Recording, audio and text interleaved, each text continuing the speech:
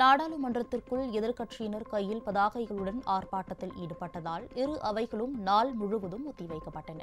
கடந்த திங்கட்கிழமை நாடாளுமன்ற மழைக்கால கூட்டத்தொடர் தொடங்கியது முதல் பாகிஸ்தானுக்கு எதிரான ஆபரேஷன் சிந்தூர் தாக்குதல், பீகாரில் வாக்காளர் பட்டியல் சிறப்பு திருத்தம் என்ற பெயரில் ஏராளமான வாக்காளர்களை நீக்குவது உள்ளிட்ட பிரச்சினைகளை காங்கிரஸ், திமுக, சமாஜ்வாதி உள்ளிட்ட கட்சிகள் எழுப்பி வருகின்றன.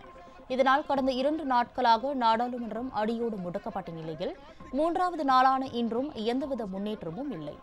காலையில் சபாநாயகர் ஓம் பிர்லா தலைமையில் மக்களவை கூடியதும் எதிர்க்கட்சி எம்பிக்கள் ஒட்டுமொத்தமாக அவையின் மையப்பகுதிக்கு கருப்பு கொடிகளுடன் வந்து முழக்கங்களை எழுப்பியபடி இருந்தனர்.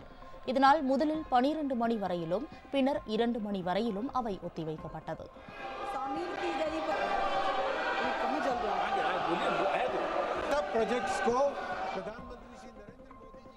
மாநிலங்களவையிலும் எதிர்க்கட்சி எம்பிக்கள் அவையின் மையப்பகுதியில் கூடி இதே கோரிக்கைகளை வலியுறுத்தி கூச்சல் குழப்பம் செய்தனர். இதனால் மாநிலங்களவையும் 2 மணி வரை ஒத்திவைக்கப்பட்டது. இரு அவைகளிலும் பங்கேற்ற திமுக எம்பிக்கள் கருப்பு ஆடைகளை அணிந்திருந்தனர். 2 மணிக்கு அவை தொடங்கியதும் எதிர்க்கட்சிகள் தொடர்ந்து அமளியில் ஈடுபட்டனர். இதையடுத்து இரு அவைகளும் நாள் முழுவதும் ஒத்திவைக்கப்பட்டது. இதனிடையே ஆபரேஷன் சிந்தூர் நடவடிக்கை குறித்து வரும் 29ஆம் தேதி முதல் மாநிலங்களவையில் விவாதிக்க மத்திய அரசு ஒப்புக்கொண்டிருப்பதாக தகவல் வெளியாகியுள்ளது.